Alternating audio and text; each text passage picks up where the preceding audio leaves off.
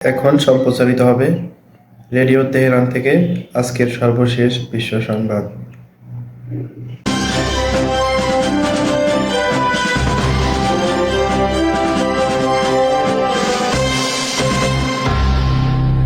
শুরুতেই সংবাদ শিরোনাম। মুসলিম দেশগুলোর উচিত ইসরায়েলের সমর্থকদের উপর চাপ সৃষ্টি করা। পেজেশকিয়ান ইসরায়েলকে ক্ষমতা হারিয়ে আত্মরক্ষায় ব্যস্ত থাকতে হচ্ছে বলেছে ইরান। ভয়ঙ্কর ঘোষণা দিয়েছে বেন গাভির। আল আকসা চত্বরে সিনাগগ নির্মাণের ব্যাপারে হামাসের হুঁশিয়ারি। বাংলাদেশে বন্যায় ক্ষতিগ্রস্ত ৫৬ লাখ মানুষ। দুর্যোগ ও ত্রাণ উপদেষ্টা জানিয়েছেন এ পর্যন্ত মারা গেছেন ২৭ জন। আগামীকাল ১২ ঘণ্টা বাংলা বন্ধ ডেকেছে বিজেপি। নবান্ন অভিযানকে কেন্দ্র করে উত্তাল। পশ্চিমবঙ্গ গ্রেপ্তার ৯৪। আসসালামু আলাইকুম। এতক্ষণ গুরুত্বপূর্ণ সংবাদ শিরোনাম শুনলেন। এবারে বিস্তারিত বিশ্ব সংবাদে আপনাদের স্বাগত জানাচ্ছি আমি গাজী আব্দুর রশিদ। ইরানের প্রেসিডেন্ট মাসুদ পেজেশকিয়ান বলেছেন, গাজা উপত্যকায় ইহুদিবাদী ইসরায়েলের গণহত্যা ও অপরাধযোগ্য বন্ধ করার জন্য তেল আবিবের সমর্থকদের উপর মুসলিম দেশগুলোর পাশাপাশি অন্যান্য দেশের চাপ সৃষ্টি করা উচিত। তিনি সোমবার রাতে তেহরান সফররত কাতারের পররাষ্ট্রমন্ত্রী ও প্রধানমন্ত্রী আব্দুর রহমান আল সানির সঙ্গে এক বৈঠকে এ মন্তব্য করেন। গাজায় যুদ্ধবিরতি প্রতিষ্ঠার লক্ষ্যে প্রচেষ্টা চালানোর জন্য তিনি কাতারের ভূয়সী প্রশংসা করেন। একই সঙ্গে তিনি গাজায় ইসরায়েলি ভয়াবহ অপরাধযজ্ঞের ব্যাপারে মানবাধিকারের রক্ষক দাবিদার দেশগুলোর নিরাপত্তার কড়া সমালোচনা করেন। গাজা উপত্যকায় ২০২৩ সালের ৭ অক্টোবর থেকে এ পর্যন্ত ইসরায়েলি ভয়াবহ গণহত্যায় অন্তত ৪০,৪০০ ফিলিস্তিনি শহীদ হয়েছেন। কাতারের পররাষ্ট্রমন্ত্রীর সঙ্গে বৈঠকে তেহরান ও দোহার মধ্যে বিদ্যমান কূটনৈতিক সম্পর্কের ব্যাপারে সন্তোষ প্রকাশ করেন প্রেসিডেন্ট পেজেশকিয়ান। তবে একই সঙ্গে তিনি বলেন, অন্যান্য ক্ষেত্রে ইরান ও কাতারের মধ্যে সহযোগিতা আরও বেশি শক্তিশালী করার যথেষ্ট সুযোগ রয়েছে, যা কাজে লাগানো উচিত। সাক্ষাতে কাতারের পররাষ্ট্রমন্ত্রী গাজায় গণহত্যার ব্যাপারে আন্তর্জাতিক সমাজ, বিশেষ করে মানবাধিকারের স্বঘোষিত রক্ষকদের দ্বিমুখী নীতির তীব্র সমালোচনা করেন। ইহুদিবাদী ইসরায়েলের সন্ত্রাসী সামরিক বাহিনী শত চেষ্টা সত্ত্বেও নিজের আগ্রাসন চালানো ক্ষমতা হারিয়ে ফেলেছে বলে মন্তব্য করেছে ইরান। তেহরান বলেছে, তেল আবিব এখন প্রতিরোধ যোদ্ধাদের কৌশলগত আক্রমণ মোকাবেলায় আত্মরক্ষা করতে বাধ্য হচ্ছে। ইসরায়েলের বিভিন্ন কৌশলগত ঘাঁটি লক্ষ্য করে লেবাননের ইসলামী প্রতিরোধ আন্দোলন হিজবুল্লাহ শত শত ড্রোন ও রকেট নিক্ষেপ করার পর ইরানের পররাষ্ট্র মন্ত্রণালয়ের মুখপাত্র নাসের কানানি এ মন্তব্য করলেন। গত ৩০ জুলাই লেবাননের রাজধানী বৈরুতের উপকণ্ঠে ইসরায়েলি বিমান হামলায় হিজবুল্লাহর সিনিয়র কমান্ডার ফুয়াদ শকরের শাহাদাতের বদলা নিতে রোববার ওই হামলা চালায় হিজবুল্লাহ। নির্ভরযোগ্য সূত্রের বরাত দিয়ে লেবাননের আল মায়াদিন টেলিভিশন জানিয়েছে, হিজবুল্লাহর ওই হামলা ছিল নিখুঁত ও কার্যকর। ইরানের পররাষ্ট্র মন্ত্রণালয়ের মুখপাত্র বলেন, দখলদার ইসরায়েল সবসময় আগ্রাসনের মাধ্যমে নিজের সীমান্ত বৃদ্ধি করার অপকৌশল করে আসলেও এখন নিজের অধিকৃত ভূখণ্ড রক্ষা করতেই হিমশিম খেতে হচ্ছে। কানানি বলেন, পরাশক্তি আমেরিকার সর্বাত্মক সহযোগিতা সত্ত্বেও হিজবুল্লাহর সীমিত আক্রমণ প্রতিহত করার সক্ষমতাও হারিয়ে ফেলেছে ইহুদিবাদীরা। উগ্র ইহুদিবাদী মন্ত্রী ইতামার বেন গাভির আলেক্সা মসজিদ চত্বরে একটি ইহুদি সিনাগগ নির্মাণ করার যে ইচ্ছা প্রকাশ করেছেন তাকে ভয়ঙ্কর ঘোষণা বলে হুঁশিয়ারি দিয়েছে ফিলিস্তিনের ইসলামী প্রতিরোধ আন্দোলন হামাস। উগ্র ডানপন্থী ইসরায়েলি মন্ত্রী বেন গাভির গাজা যুদ্ধ শুরু হওয়ার পর থেকে এ পর্যন্ত বহুবার মুসলমানদের প্রথম কিবলা আলেক্সায় অনুপ্রবেশ করে এই মসজিদের অবমাননা করেছেন। তিনি বলেছেন, তার ক্ষমতা থাকলে তিনি ওই মসজিদ চত্বরে একটি সিনাগগ নির্মাণ করতেন। এর প্রতিক্রিয়ায় হামাস এক বিবৃতিতে বলেছে, সন্ত্রাসী মন্ত্রী বেন গাভির যে বেফাঁস কথাটি মুখে উচ্চারণ করে ফেলেছে তা একটি ভয়ঙ্কর ঘোষণাকে প্রতিনিধিত্ব করে। আলাক্সা মসজিদের ভবিষ্যৎ নিয়ে ইহুদিবাদী সরকার গোপনে গোপনে কি পরিকল্পনা করছে তা এই বক্তব্যে ফাঁস হয়ে গেছে। হামাসের বিবৃতিতে বলা হয়েছে, ইসরায়েল আলাক্সা চত্বরের আরব ও মুসলিম পরিচয় মুছে ফেলার পাশাপাশি এই মসজিদের উপর পূর্ণ নিয়ন্ত্রণ প্রতিষ্ঠা করতে চায়। হামাস ইহুদিবাদীদের এই ষড়যন্ত্র রুখে দিতে আলাক্সা মসজিদ চত্বরে সার্বক্ষণিক উপস্থিতি ধরে রাখতে পশ্চিম তীরের ফিলিস্তিনি তরুণদের প্রতি আহ্বান জানিয়েছে। আপনারা বিশ্ব সংবাদ শুনছেন রেডিও তেহরান থেকে, আর প্রচারিত হচ্ছে বাংলাদেশ ও ভারতে শর্টে 25 মিটার ব্যান্ডে, এছাড়া বিশ্বজুড়ে ইন্টারনেট ও স্যাটেলাইটে। বাংলাদেশের দুর্যোগ ব্যবস্থাপনা ও ত্রাণ মন্ত্রণালয় জানিয়েছে, চলমান বন্যায় 11 জেলায় এখন পর্যন্ত মৃতের সংখ্যা 27 জন, আর ক্ষতিগ্রস্ত হয়েছেন 56,19,375 জন মানুষ। আজ দুপুরে সচিবালয়ে চলমান বন্যা পরিস্থিতি নিয়ে সংবাদ সম্মেলনে দুর্যোগ ব্যবস্থাপনা ও ত্রাণ মন্ত্রণালয়ের উপদেষ্টা ফারুক আজম এ তথ্য জানান। ত্রাণ উপদেষ্টা বলেন, এখন পর্যন্ত বন্যা আক্রান্ত জেলার সংখ্যা 11টি আছে। 11 জেলায় মোট ক্ষতিগ্রস্ত লোকের সংখ্যা 56,19,375 জন। পানিবন্দী পরিবার 12,07,429টি। 74টি উপজেলা বন্যা প্লাবিত এবং ক্ষতিগ্রস্ত ইউনিয়ন ও পৌরসভা 541টি। এখন পর্যন্ত বন্যায় মোট 27 জন মারা গেছে বলে জানিয়েছে দুর্যোগ উপদেষ্টা। তিনি বলেন, এর মধ্যে কুমিল্লায় 10 জন, ফেনীতে 1 জন, চট্টগ্রামে 5 জন, খাগড়াছড়িতে 1 জন, নোয়াখালীতে 5 জন, ব্রাহ্মণবাড়িয়ায় 1 জন, লক্ষ্মীপুরে 1 জন এবং কক্সবাজারে 3 জন মারা গেছেন। এদিকে ক্ষতিগ্রস্ত জেলাগুলোতে বন্যা পরিস্থিতির কিছুটা উন্নতি হওয়া সত্ত্বেও কুমিল্লার গোমতী নদীর পানি এখনও বিপদসীমার ওপরে রয়েছে। এফএফডব্লিউসির নির্বাহী প্রকৌশলী সর্দাই উদয় রায়হান গণমাধ্যমকে বলেন, কুমিল্লার পানি আগামী 24 ঘণ্টার মধ্যেই মোটামুটি নেমে যাবে। আগামী কয়েকদিনে দেশের কোথাও নতুন করে বন্যার সম্ভাবনা নেই। কলকাতার আরজিকর হাসপাতালে ধর্ষণ ও হত্যার ঘটনায় জড়িতদের বিচার এবং মুখ্যমন্ত্রী মমতা বন্দ্যোপাধ্যায়ের পদত্যাগের দাবিতে রাজ্যের সচিবালয় নবান্ন অভিযানকে কেন্দ্র করে উত্তাল হয়ে উঠছে পশ্চিমবঙ্গ। আজ পশ্চিমবঙ্গ ছাত্র সমাজ নামে একটি অরাজনৈতিক সংগঠনের ব্যানারে বিক্ষুব্ধ জনতা নবান্ন অভিমুখে মিছিল নিয়ে গেলে পুলিশ তাদের বাধা দেয়। এক পর্যায়ে সংঘর্ষ শুরু হলে জলকামান ও টিয়ার গ্যাস নিক্ষেপ করে পুলিশ। আন্দোলনের নামে নবান্ন অভিযানে তাণ্ডবের অভিযোগ করেছেন রাজ্য পুলিশের দক্ষিণবঙ্গের এডিজি সুপ্রতিম সরকার। তিনি বলেন, আন্দোলনকারীরা সাঁতরাগাছি হাওড়া ময়দানে পুলিশের অনুরোধ না শুনে ব্যারিকেড ভাঙা, গার্ডরেল উল্টানো, ইটপাথর নিক্ষেপ, পুলিশকে মারধর করা, গাড়ি জ্বালিয়ে দেয়া সহ নানা ধরনের তাণ্ডব চালিয়েছে। এখনো পর্যন্ত 94 জনকে গ্রেপ্তার করেছি আমরা। ভারতীয় সংবাদ মাধ্যম এনডিটিভির প্রতিবেদনে বলা হয়, এই বিক্ষোভ মিছিলের কোনো অনুমতি ছিল না বলে পুলিশ দাবি করেছে। তৃণমূল কংগ্রেসের অভিযোগ, এই আন্দোলনে সমর্থন দিচ্ছে বিজেপি। তবে আয়োজকদের দাবি, এটি সম্পূর্ণরূপে ছাত্র আন্দোলন। ছাত্র সংগঠনগুলোই এই আন্দোলনের আয়োজন করেছে। আপনারা বিশ্ব সংবাদ শুনছেন রেডিও তেহরান থেকে।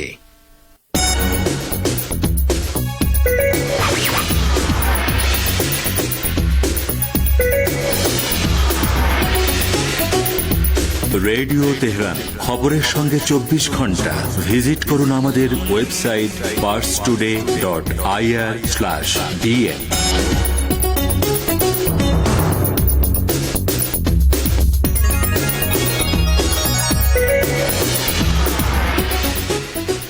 আবারও ফিরে এলাম বিশ্ব সংবাদে। সৌদি আরব আলাক্সা মসজিদ সম্পর্কে ইহুদিবাদী ইসরায়েলের অভ্যন্তরীণ নিরাপত্তা বিষয়ক মন্ত্রীর উস্কানিমূলক বক্তব্যের তীব্র নিন্দা করেছে। একই সাথে রিয়াদ পবিত্র এই স্থানটির ঐতিহাসিক ও আইনগত মর্যাদাকে সম্মান করারও আহ্বান জানিয়েছে। উগ্র ও চরমপন্থী হিসাবে পরিচিত ইসরায়েলের অভ্যন্তরীণ নিরাপত্তা বিষয়ক মন্ত্রী ইতামার বেন গুইয়ের এক বিবৃতিতে দাবি করেছেন, আলাক্সা মসজিদের স্থানে একটি ইহুদি উপাসনালয় সিনাগগ নির্মাণ পরিকল্পনার কথা জানানোর পর থেকে এ বিতর্ক শুরু হয়। আল জাজিরা টিভি চ্যানেল জানিয়েছে, সৌদি আরবের পররাষ্ট্র মন্ত্রণালয় আলাক্সা মসজিদ সম্পর্কে ইসরায়েল ইসরায়েলি মন্ত্রী ইতামার বেন গুয়েরের উস্কানিমূলক বক্তব্যের প্রতিক্রিয়ায় বলেছে, ক্রমাগত আন্তর্জাতিক আইন লঙ্ঘনের দায় দায়িত্ব ইসরায়েলি কর্মকর্তাদেরকে নিতে হবে। একই সাথে সৌদি পররাষ্ট্র মন্ত্রণালয় ফিলিস্তিনে মানবিক বিপর্যয় অবসানের জন্য আন্তর্জাতিক সমাজের প্রতি আহ্বান জানিয়েছে। এদিকে জর্দানের পররাষ্ট্র মন্ত্রণালয় আলেক্সা মসজিদ সম্পর্কে আন্তর্জাতিক আইন বিরোধী উগ্র এই ইহুদিবাদী মন্ত্রীর বক্তব্যের নিন্দা করে বলেছে, ফিলিস্তিনে ইসলামের পবিত্র স্থাপনা রক্ষায় আন্তর্জাতিক আদালতে যাওয়ার সিদ্ধান্ত নিয়েছে জর্দান সরকার। অধিকৃত জর্দান নদীর পশ্চিম তীরে ইহুদিবাদী ইসরায়েলের সেনা ও অবৈধ বসতি স্থাপনকারীদের হামলায় অন্তত 8 ফিলিস্তিনি নিহত হয়েছেন। গত 24 ঘণ্টায় এসব ফিলিস্তিনির নিহত হবার খবর দিয়েছে রেজিস্ট্যান্স নিউজ নেটওয়ার্ক বা RNN। এটি বলেছে, গতকাল পশ্চিম তীরের তুল কারেম শহরের নিকটবর্তী নূর শামস শরণার্থী শিবিরের একটি বাড়িতে ইসরায়েলি ড্রোন থেকে ক্ষেপণাস্ত্র নিক্ষেপ করা হয়। বর্বরোচিত ওই হামলায় বাড়িতে থাকা 7 ফিলিস্তিনি নিহত হন। ফিলিস্তিনের ওয়াফা বার্তা সংস্থা জানিয়েছে, নিহত 7 জনের মধ্যে 15 ও 16 বছর বয়সী 2 কিশোর রয়েছেন। এছাড়া গত বছরের নভেম্বরে হামাসের সঙ্গে বন্দি বিনিময় চুক্তির মাধ্যমে মুক্তি পাওয়া একজন ফিলিস্তিনিও বাড়িটিতে উপস্থিত ছিলেন। সরকার সপ্তাহ চলাকালে ইরানের প্রেসিডেন্ট 14তম সরকারের প্রতিনিধি দলের সদস্যরা সর্বোচ্চ নেতার সাথে সাক্ষাৎ করেছেন। বার্তা সংস্থা পার্স টুডে জানিয়েছে, ইসলামী বিপ্লবের সর্বোচ্চ নেতা হযরত আয়াতুল্লাহ উজমা খামেনেইর সাথে নয়া সরকারের প্রতিনিধি দলের এটাই প্রথম সাক্ষাৎ। বৈঠকে মূল্যস্ফীতি এবং দ্রব্য মূল্যের ঊর্ধ্বগতির মতো বেশ কিছু বিষয়কে অগ্রাধিকার ভিত্তিতে সমাধানের উপর গুরুত্ব আরোপ করা হয়। সাইবার স্পেসে আইনের শাসনের প্রয়োজনীয়তা সহ উৎপাদনকে অর্থনৈতিক সমস্যা সমাধানের চাবিকাঠি বলে উল্লেখ করেন সর্বোচ্চ নেতা। এসব বিষয়কে সবার আগে গুরুত্ব দিয়ে কাজ করা উচিত বলে মন্তব্য করেন আয়াতুল্লাহিল উজমা খামেনেই। মুনাফেকিন খালকে সন্ত্রাসী হামলায় 1981 সালে ইরানের প্রধানমন্ত্রী মোহাম্মদ জাওয়াদ বহুনার এবং তৎকালীন প্রেসিডেন্ট মোহাম্মদ আলী রাজাই শহীদ হয়েছিলেন। তাদের স্মরণে 22 আগস্ট থেকে 28 আগস্ট পর্যন্ত ইরানের সরকার সপ্তাহ পালন করা হয়। এ উপলক্ষে সর্বোচ্চ নেতা সবাইকে অভিনন্দন জানান। ইউএস সেন্ট্রাল ইন্টেলিজেন্স এজেন্সি সিআইএর একজন প্রাক্তন বিশ্লেষক বলেছেন, পশ্চিমারা একটি লক্ষ্যে সোশ্যাল নেটওয়ার্ক টেলিগ্রামের প্রতিষ্ঠাতা পাভেল দুরভকে গ্রেপ্তার করেছে। শনিবার প্যারিসের উত্তরে অবস্থিত লা বুর্জে বিমানবন্দর থেকে রুশ বংশোদ্ভূত 39 বছর বয়সী দুরভকে গ্রেপ্তার করা হয়। পাভেলের বিরুদ্ধে মূল অভিযোগ, টেলিগ্রামের মাধ্যমে অপরাধমূলক কার্যক্রম ঠেকাতে যথেষ্ট উদ্যোগ নিচ্ছেন না তিনি। এছাড়া এই অ্যাপের কার্যক্রমে নজর রাখার জন্য যথেষ্ট মডারেটর নিয়োগ দেননি এমন অভিযোগও রয়েছে। ফিলিস্তিনের ইসলামী জিহাদ আন্দোলনের উপমহাসচিব মোহাম্মদ আল হেন্দি অভিযোগ করেছেন, গাজা উপত্যকায় যুদ্ধবিরতি প্রতিষ্ঠায় প্রধান বাধা হচ্ছে যুক্তরাষ্ট্র। তিনি বলেছেন, ইসরায়েলের প্রধানমন্ত্রী বেনিয়ামিন নেতানিয়াহু ছাড়াও গাজায় যুদ্ধবিরতি প্রতিষ্ঠার কোনো ইচ্ছা আমেরিকার নেই। তো শ্রোতা বন্ধুরা, আমাদের নিউজ ডেস্কে এখনকার মতো এই ছিল সর্বশেষ খবর। এতক্ষণ আমাদের সাথে থাকার জন্য অনেক অনেক ধন্যবাদ।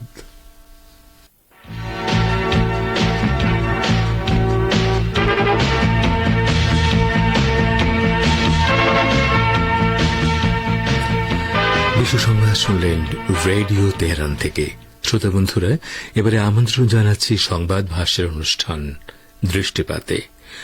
থাইল্যান্ডে ইরানের সাংস্কৃতিক কেন্দ্রের কালচারাল কাউন্সিলর স্বাধীনতা এবং বিদেশি আধিপত্যের বিরুদ্ধে প্রতিরোধকে ইরান ও থাইল্যান্ডের অন্যতম শক্তি বলে অভিমত ব্যক্ত করেছেন। ইরান ও থাইল্যান্ডের মধ্যকার ঐতিহাসিক ঘনিষ্ঠ সম্পর্ক নিয়ে এখন রয়েছে আমাদের ভাষ্যকারের একটি পর্যালোচনা। পড়ে শোনাচ্ছেন সহকর্মী রেজওয়ান হোসেন। থাইল্যান্ডে ইসলামী প্রজাতন্ত্র ইরানের সাংস্কৃতিক কেন্দ্রের কালচারাল কাউন্সিলর স্বাধীনতা এবং বিদেশি আধিপত্যের বিরুদ্ধে প্রতিরোধকে ইরান ও থাইল্যান্ডের অন্যতম শক্তি বলে অভিমত ব্যক্ত করেছেন। থাইল্যান্ডে ইরানের সাংস্কৃতিক কেন্দ্রের কালচারাল কাউন্সিলর মেহেদি জারেবি আইব নর্থ ব্যাংকক ইউনিভার্সিটির ইরান স্টাডিজ সেন্টার এবং ফার্সি ভাষা শিক্ষা কেন্দ্রের উদ্বোধনকালে একথা বলেছেন। তিনি বলেন, ইরান ও থাইল্যান্ড কখনোই বিদেশি আধিপত্যের অধীনে ছিল না। এই স্বাধীনতা এবং বিদেশি আধিপত্যের বিরুদ্ধে প্রতিরোধ উভয় দেশের জন্য একটি শক্তিশালী ও গৌরবজনক অধ্যায়। পার্সটুডের মতে, এই উদ্বোধন অনুষ্ঠানে ইরানের কালচারাল কাউন্সিলর মেহেদি জারেবি আইব শিক্ষা ও সংস্কৃতি সহ বিভিন্ন ক্ষেত্রে ইরান ও থাইল্যান্ডের মধ্যে দ্বিপাক্ষিক সহযোগিতা বৃদ্ধির প্রয়োজনীয়তার উপর জোর দেন। একই সাথে তিনি শেখ আহমেদ কওমি, যিনি ইরান ও থাইল্যান্ডের মধ্যে সংযোগ স্থাপনে গুরুত্বপূর্ণ ভূমিকা পালন করেছিলেন, তাকে শ্রদ্ধার সাথে স্মরণ করেন। থাইল্যান্ডে ইরানের সাংস্কৃতিক কেন্দ্রের কালচারাল কাউন্সিলর এ প্রসঙ্গে আরো বলেছেন, 17 শতকে একজন ইরানি বণিক ও কূটনীতিক হিসেবে শেখ কওমি শুধু যে থাইল্যান্ডে ইসলাম প্রচারে কাজ করেছেন তাই নয়, একই সাথে তিনি ইরান ও থাইল্যান্ডের মধ্যে সাংস্কৃতিক ও অর্থনৈতিক সম্পর্ক প্রতিষ্ঠায়ও অবদান রেখেছিলেন। থাইল্যান্ডের রাজদরবারে তার উপস্থিতি এবং সেই সময়কার সমাজে তার সক্রিয় ভূমিকা দুই দেশের মধ্যে গভীর ঐতিহাসিক সম্পর্ক থাকার ইঙ্গিত বহন করে। মেহেদি জারেবি আইব বিদেশি আধিপত্যের বিরুদ্ধে ইরান ও থাইল্যান্ডের জনগণের স্বাধীনতা ও প্রতিরোধের কথা উল্লেখ করে আরো বলেন, এই বৈশিষ্ট্যগুলো থেকে স্বাধীনতা ও সার্বভৌমত্ব রক্ষায় ইরান ও থাইল্যান্ডের জনগণের দৃঢ় অবস্থানের বিষয়টি স্পষ্ট হয়ে ওঠে। থাইল্যান্ডে ইরানের এই কর্মকর্তা আরো বলেন, ঐতিহাসিক সম্পর্কের পাশাপাশি এই অভিন্ন বৈশিষ্ট্যটি ইরান ও থাইল্যান্ডের মধ্যে সাংস্কৃতিক, শিক্ষাগত এবং আন্তর্জাতিক ক্ষেত্রে আরো সহযোগিতা বিকাশের জন্য একটি শক্ত ভিত্তি হতে পারে। মেহেদি জারেবি আইব নর্থ ব্যাংকক ইউনিভার্সিটির ইরান স্টাডিজ সেন্টার এবং ফার্সি ভাষা শিক্ষা কেন্দ্র খোলার বিষয়েও তার সন্তুষ্টি প্রকাশ করে বলেছেন, থাইল্যান্ডে ফার্সি ভাষা শিক্ষা গ্রহণ দুই দেশের মধ্যে গভীর যোগাযোগ গড়ে তোলা এবং ঘনিষ্ঠ সম্পর্ক প্রতিষ্ঠায় সেতু হিসেবে কাজ করতে পারে এবং ফার্সি ভাষা শেখার মাধ্যমে স্থায়ী শিক্ষার্থীরা শুধু ইরানের সমৃদ্ধ ভাষা ও সাহিত্যই নয়, একই সাথে ইরানের ইতিহাস, শিল্প ও সংস্কৃতিও জানতে পারবে। থাইল্যান্ডে ইরানের সাংস্কৃতিক কেন্দ্রের কালচারাল কাউন্সিলর এই অনুষ্ঠানে জোর দিয়ে বলেছেন যে ফার্সি ভাষা বিশ্বের প্রাচীনতম এবং সমৃদ্ধ ভাষাগুলোর মধ্যে একটি এবং এটি ইরানি সভ্যতা ও সংস্কৃতির প্রতীক। মাহাদি জারেবি আইবের মতে, ফার্সি ভাষা শুধুমাত্র ইরানেই নয়, আফগানিস্তান, তাজিকিস্তান এবং মধ্য এশিয়ার কিছু অংশে প্রচলিত রয়েছে এবং ভারতীয় উপমহাদেশেও একসময় শত শত বছর ধরে সরকারি ভাষা হিসেবে ফার্সি ব্যবহৃত হয়েছে। নর্থ ব্যাংকক ইউনিভার্সিটির প্রেসিডেন্টও এই অনুষ্ঠানে বলেছেন, এই বিশ্ববিদ্যালয়টি ইরানের সাথে সহযোগিতাকে অত্যন্ত গুরুত্ব দেয়। নর্থ ব্যাংকক ইউনিভার্সিটির সভাপতি মিসেস পাতামা রব সোয়ানকুল এই বিশ্ববিদ্যালয় এবং ইরানের বৈজ্ঞানিক ও সাংস্কৃতিক কেন্দ্রগুলোর মধ্যে যৌথ সহযোগিতা শুরু করার ব্যাপারে তাদের প্রস্তুতির কথা জানিয়ে বলেছেন, এই ধরনের সহযোগিতা দুই দেশের মধ্যে সাংস্কৃতিক ও বৈজ্ঞানিক সম্পর্ক জোরদার করতে সাহায্য করতে পারে এবং জ্ঞান ও অভিজ্ঞতা বিনিময়ের জন্য নতুন সুযোগ এনে দিতে পারে। নর্থ ব্যাংকক ইউনিভার্সিটির প্রেসিডেন্ট বেশ কিছু মূল্যবান পরামর্শ দিয়ে থাইল্যান্ড ও ইরানের মধ্যে বই বিনিময়ের গুরুত্ব তুলে ধরে বলেন, বই বিনিময় থাই শিক্ষার্থীদের ইরানের সংস্কৃতি ও ইতিহাসের সাথে পরিচিত করার জন্য এবং ইরান সম্পর্কে সঠিক ও বিস্তৃত তথ্য জানতে সাহায্য করতে পারে। এতক্ষণ যারা আমাদের সংবাদটি শুনলেন, সবাইকে অসংখ্য ধন্যবাদ। আমাদের নিয়মিত ভিউয়ার যারা আছেন তাদের 82% ভিউয়ার্স এখনও আমাদের চ্যানেলটি সাবস্ক্রাইব করেননি। সো যারা আমাদের চ্যানেলটি এখনও সাবস্ক্রাইব করেননি, দয়া করে সাবস্ক্রাইব করে দিন এবং নিয়মিত আমাদের পাশে থাকবেন আশা করি। ধন্যবাদ সবাইকে।